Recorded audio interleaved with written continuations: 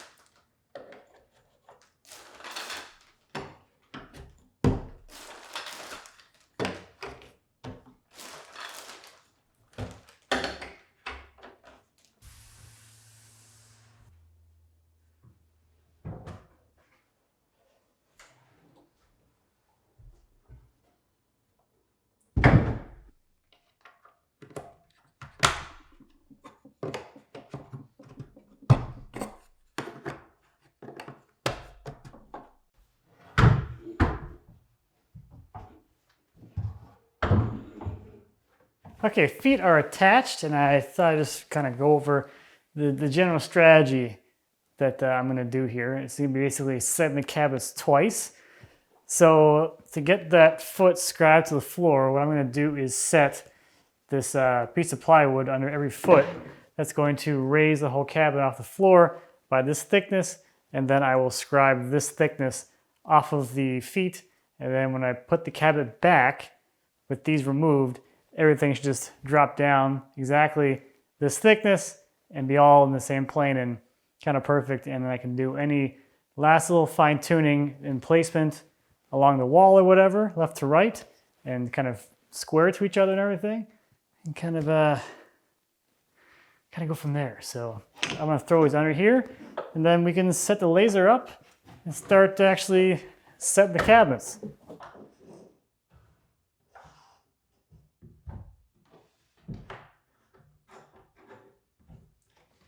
Okay, I have this one and this one up on blocks. I want to get this one set so I have room to work in back here before I bring this guy over. So let's get the laser set up and start getting that one somewhat in place.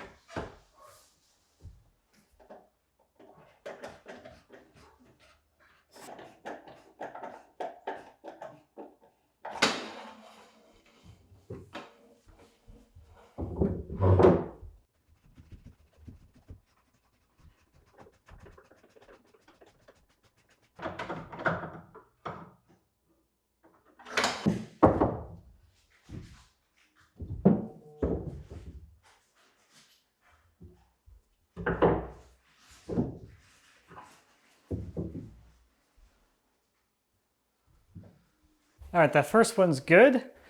So I'm gonna bring in its buddy here, drop all my blocks, and we'll see what this one looks like.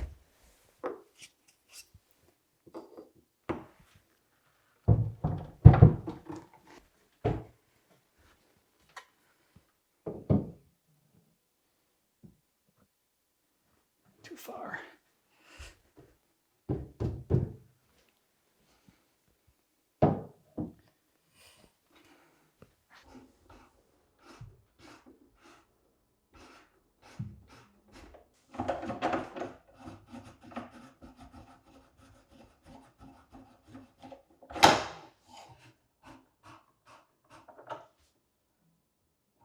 Okay, those two are actually looking really good. So next I'm going to move on to the sink base. But in order to do this first step, I got to pull the back off so I can nest the whole cabinet around the pipes and the wires there so they don't get in my way.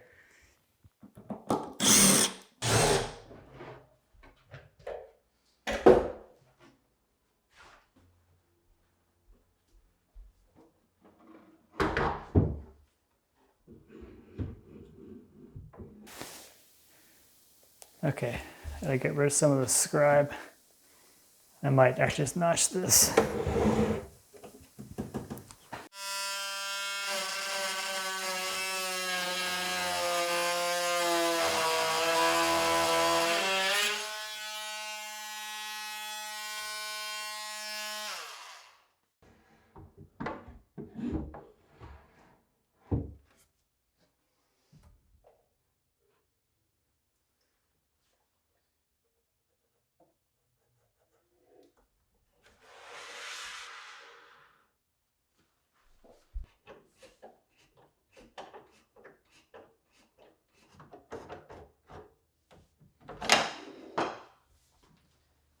All right, that one seems pretty happy right there.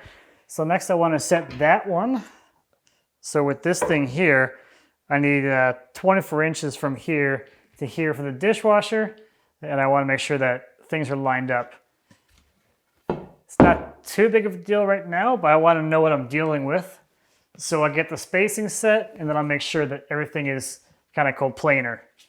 And I just had one of those oh crap moments. I forgot to check to make sure my sink base is actually centered. in that window where it's supposed to be. Let's see if I can get that to show up. I'd say that's pretty darn centered. Like within a 1/16 of an inch. I think that's probably gonna be close enough. Okay, I'll start messing with this thing.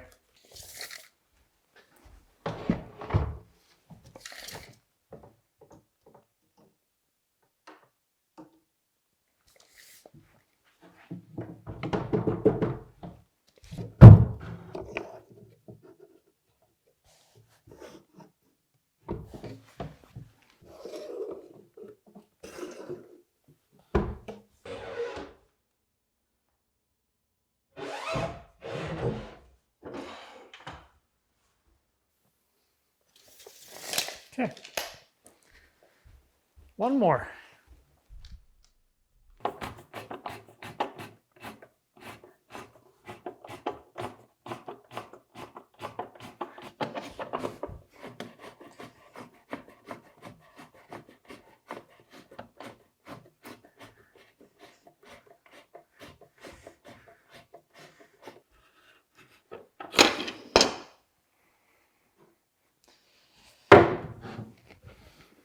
Okay, so that is essentially like the rough install.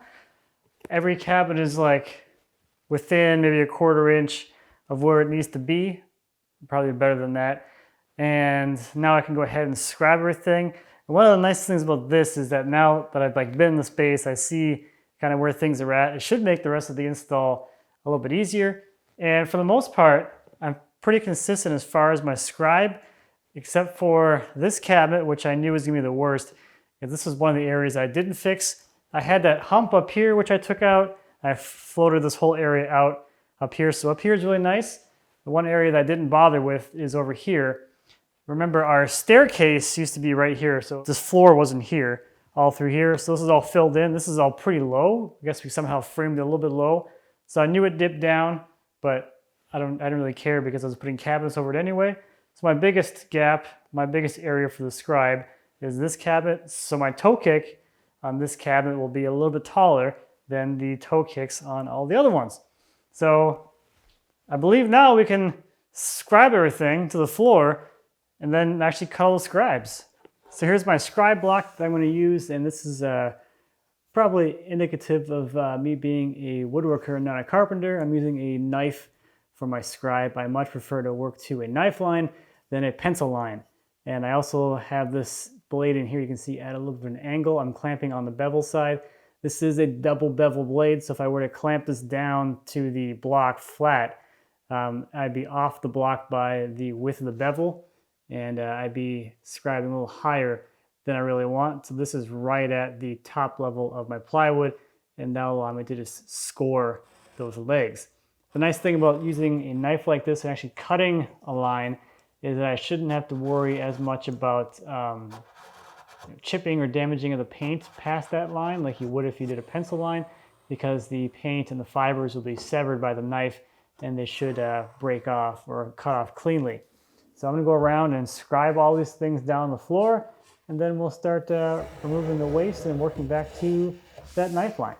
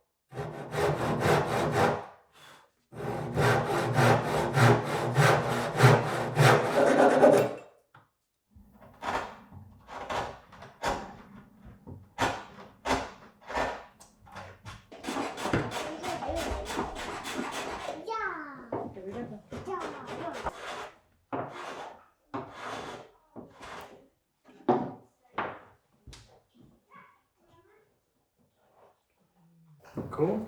Is that a toy? Is it a toy?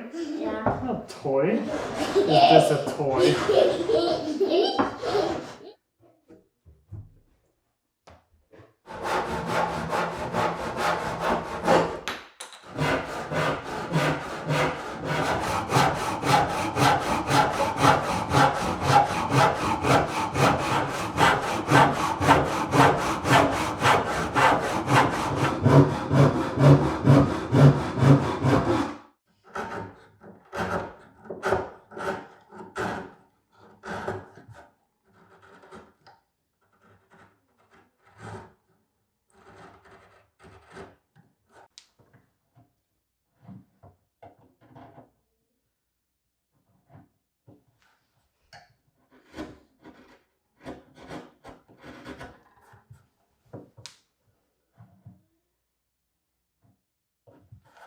I have the scribes cut on these 4 cabinets. I haven't done that one yet because I'm probably going to remake that one because there's a detail that I'm thinking about that I want to change, probably, maybe. So we'll talk about that later. But for now, these are ready to go back in. So I'm going to grab some primer and prime the bottoms where I cut. And then we can start getting them back into position, kind of where they were, and finalizing everything for real. Okay, while that's drying, it's lacquer, so it's actually ready, almost dry to the touch. I'm going to do one quick thing that's been on the to-do list for a long time, getting these windows foamed in. And I figured that'd be easier to do now before I have cabinets sitting in front of here. There's a lot of things on the to-do list. A lot of stuff.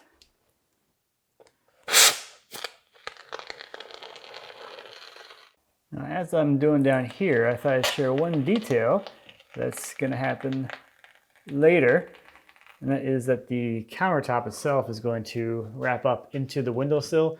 So this bottom part of the extension jamb will come off and be replaced with stone.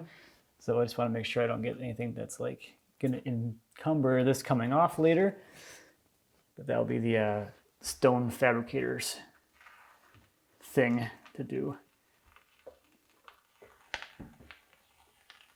I think you'll see as we get further into this that there's a lot of little details in this design. We're just getting started. And as we're talking about windows and details and things, I thought I would remind folks, since it's been a while, that at least in this room, the kitchen, the only finished surface that's drywall is the ceiling. Everywhere else, drywall is not a finished surface. So for instance here, we'll have a head casing and then a band board into crown into the ceiling. On the sides, we have the side casings into the backsplash, into cabinetry. And the same thing kind of over there. So this wall, for instance, none of this drywall is a finished surface. It's a little bit of trim details. It's like a lot of bit of trim details.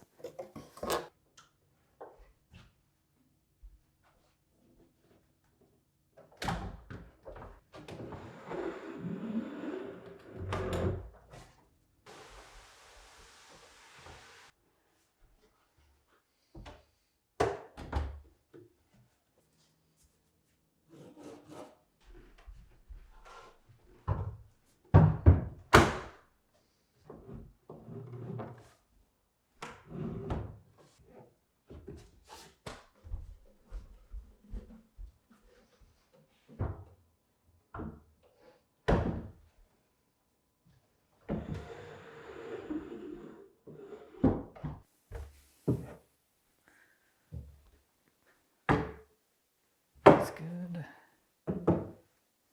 Still good. Good. Good.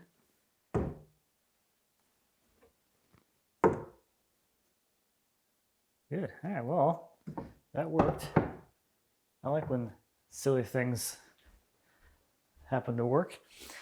So next we're going to put the lasers here in the corner and see how things are looking as far as in plane in both directions and getting them square to each other before actually starting to lock things in. And I'll start by locking in this one, then this one, This one can't get actually attached until the sink gets scribed and this gets cut out. So I gotta do that too. So a little bit of tweaking to see what's going on, and then setting those two range wall cabinets for sure.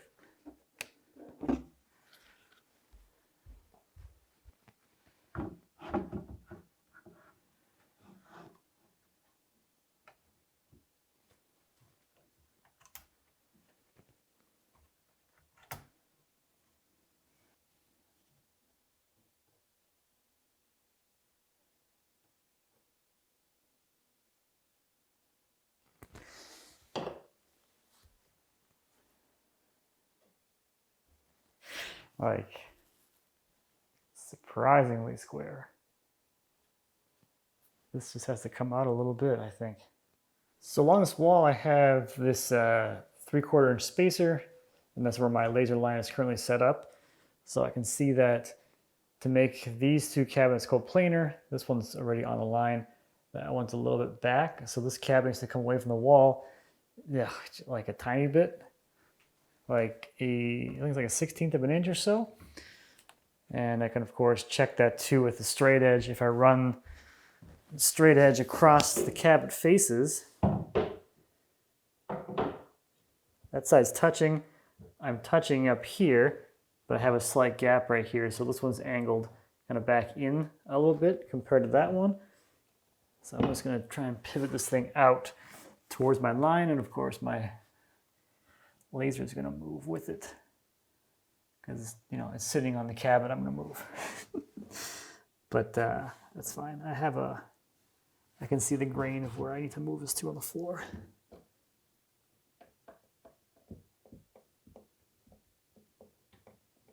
This is heavy.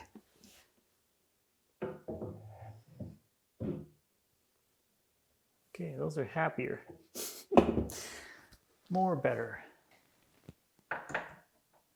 So I've slid the laser forward till I am at 1 inch, just to get some even round numbers. So that's what this block is. If I turn on its side, that, and I can turn the knob on the swivel base to swing the line over until it's lined up on the floor down by the other cabinet. Okay. So now our first laser is parallel to this face of cabinets. So now this laser here will be square to this face of cabinets. So now I can check to make sure that these are actually in line. I can do that, of course, anywhere with a tape measure. This one is at 1 1/16 inch. So if I come anywhere on here and the laser is anything other than 1 1/16 inch, then I know I'm a little bit off. Of course, this is going to be a little bit different here. This is going to be, you know, minus 1 inch. So it should be a 1/16 of an inch. And I got about 1/8, which is good. Because I can always pull the cabinet away from the wall a little bit. I can't really push it any further back towards the wall. So, pretty happy about that. And it's like how close you want to be. This is a 32nd of an inch too far towards the wall. It's like, do I want to pull this forward by a 32nd? I could.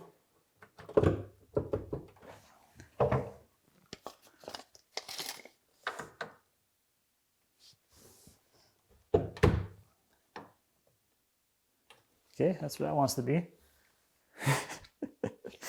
And that sink base can come forward. Just that little hair. Have the same gap on this side, so that's good and happy.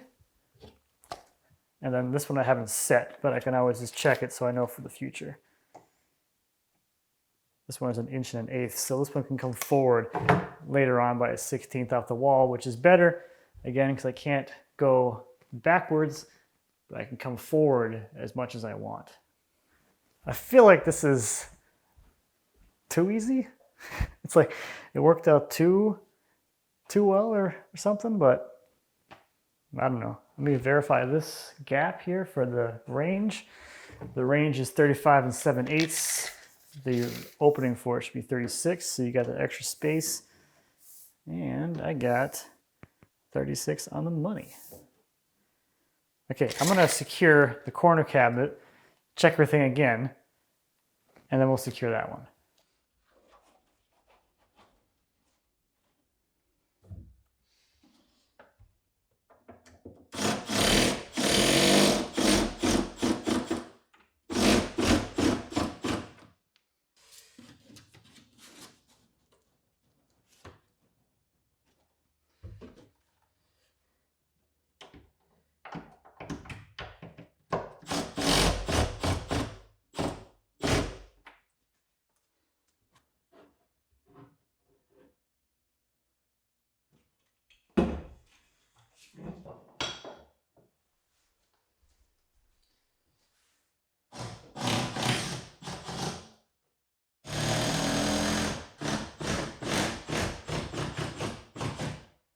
Okay, those are looking good.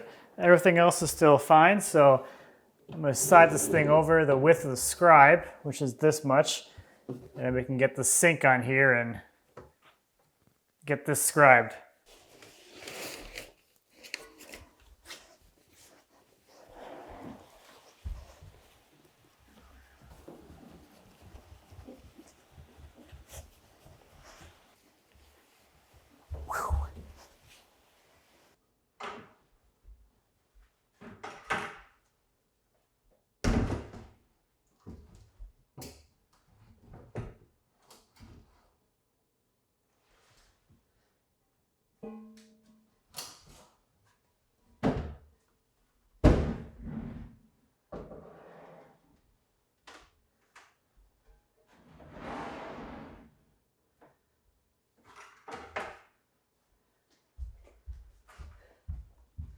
Okay, the sink is positioned where I think it should be, away from the wall and everything for the faucet, and it looks like it's in the right area. And the actual setting of the sink will be done by our plumber, but I do want to get a head start and see what has to happen for shimming. So this is sitting here completely level. And this side needs to come up as we already knew. So I'll start shimming this side up a bit.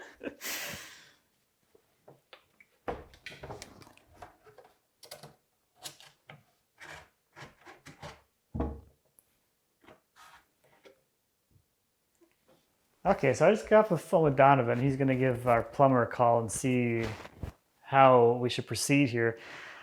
I could probably get this somewhat where it needs to be, but since he's going to be setting it for real, I'm going to see if he can come out, set the sink first to the base, and then once it's set to the base, I can go ahead and scribe this in and set this cabinet for real. And while he's here, he can do all the other rough and plumbing, but hopefully that's going to work out, because it really worries me that I'm going to scribe this and then he's going to come and set this and it's going to be a little bit off and my scribe's going to be kind of goofy looking and need a lot of caulking, which I don't really want. So I'm going to put this on hold and turn my attention to this area over here, the refrigerator zone. Okay, so I mentioned earlier that I'm going to make this one again, or modify this one to be a little bit different. The way that the plan is drawn, there is a 36-inch fridge opening with 3-inch stiles on either side.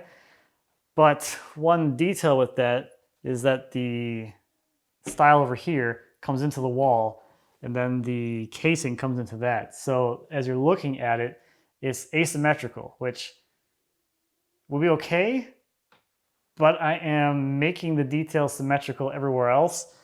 So I think I really want these to look symmetrical. So this stile needs to be 3 3/4 wide, and this one needs to be 3. I could make it narrower, but I still want to maintain enough space inside of the fridge cavity for everything else that's going on in here. So I think making this one a little bit narrower is going to make me happier about that. I know they drew that way because they're trying to maximize space everywhere along this run, but it's a small detail, and that's what I want. That's what I'm going to do. So that turns my attention to this opening, and what I'm going to do now, because I'm not going to be able to finish this, and that is going to be to fix some framing issues that we didn't get quite right.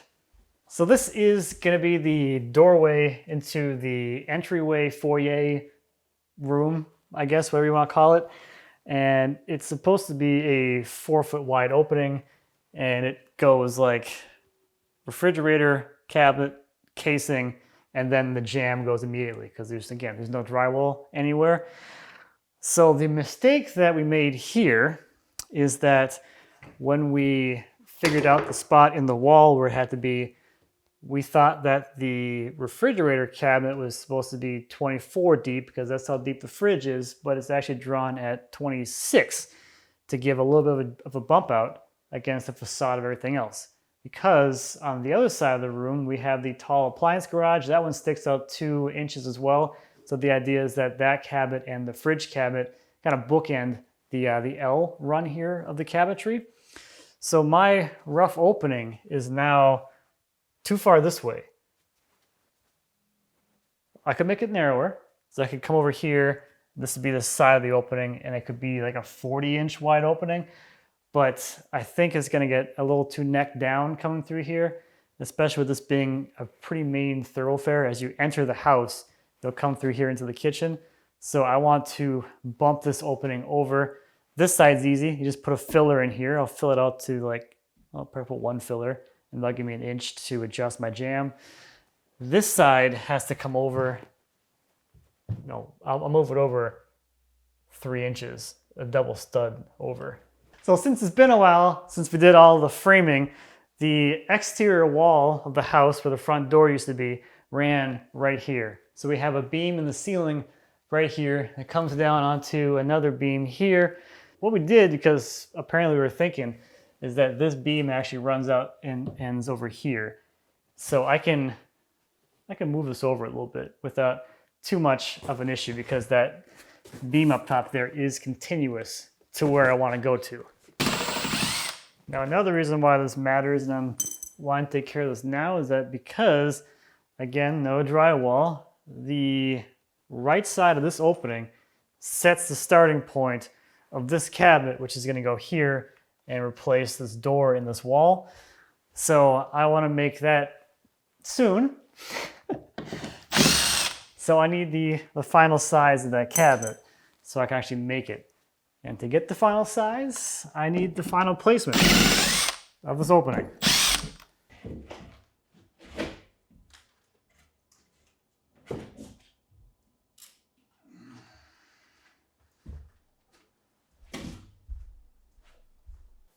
This brings me back. I spent so much time in here framing. So much time.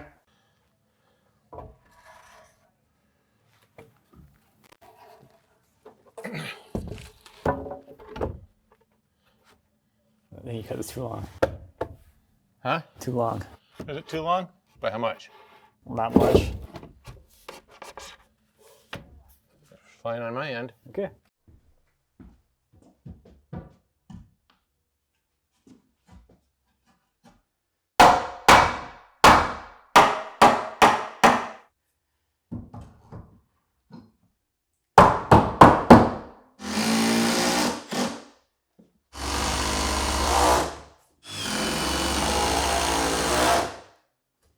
I'm not sure who was holding the level that day, because this is really out of plumb. Alright, this feels a little weird, using this tool without Donovan here.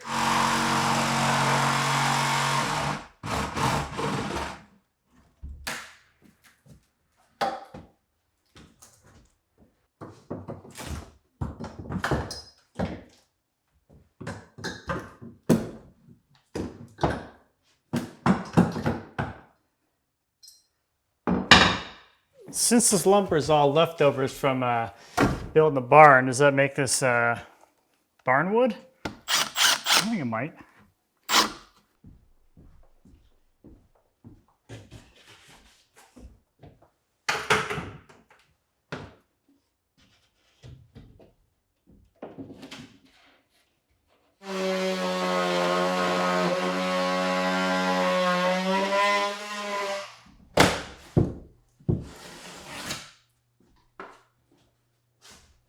Okay, that one's all set.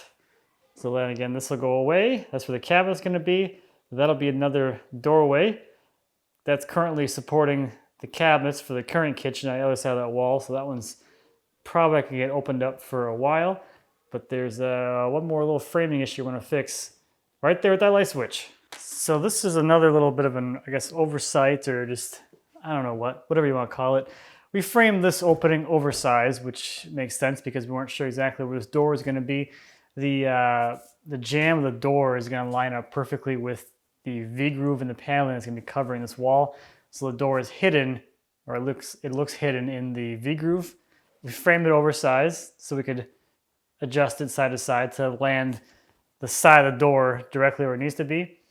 The issue with that is that there is a detail here where the V paneling is also supposed to split between the two switches here on the wall, so it comes straight down through there. So this box is actually too far that way to do that, because it is 6 inches off of finish. Should be the center of this box. This is currently 6 inches off of framing, and we have like 1.25 inches of stuff on top of the on top of the framing for finish. So we got the drywall. This is the thickness of the casing, which should be on that wall. So then we should have 6 inches over, which is right here. The center of the box should be right there. So all I'm going to do is just cut this stud out and move the box and mount it to here. And I think we got enough wiggle room on the wires to get it over, which is not a big deal. This is just a wall. It's just not holding anything, but it's going to be less easy because I can't take the back side off. I can only work from this side, which, you know, whatever. The back side's already taped because those seams in the pantry are going to be exposed.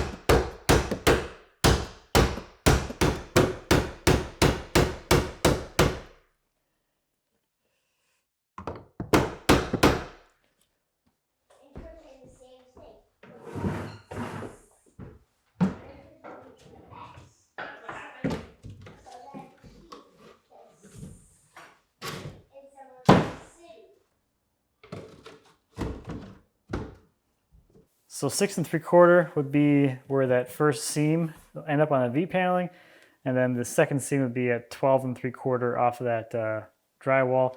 So this will be the inside of the door. This will get another filler later on once I'm ready to get this door kind of figured out in here. This is the latch side of the door, and I don't even think this door latches, so this is not really going to do much of anything. So I think I'm going to call it here. I got not as far as I was hoping, but there's still like a lot has been done. The space is starting to come together, and just having these things in here, just it kind of makes me excited again because you can start to see like the final result finally, which is a great emotional place to be at because it gets me excited to keep going and put everything else together, because this is still just like, I know that I'm still just in the very beginning of all this and I have a long way to go. So this helps me feel some progress and feel motivated to keep going. This should be not too bad because it somehow worked out that the floor is relatively level, the walls are relatively square to each other, so it's actually been it was a lot easier of an install up to this point than I was kind of anticipating, which feels super nice. Next time we'll be back in the shop. I think we're going to make this cabinet here. I got the hardware in for the retractable pocket door thing finally, so that is ready to get built. And then I guess I'll make this big hutch cabinet thing, which will go here. So back into the shop next time, and we'll do that. I get that thing shrunk down too. So I feel good. I'm happy. So that's going to do it for this one. Thank you as always for watching. I greatly appreciate it. If you have any questions or comments about the home renovation remodel thingamabobber, whatever we're calling it, please feel free to leave me a comment. As always, I'd be happy to answer any questions you might have. And until next time, happy woodworking.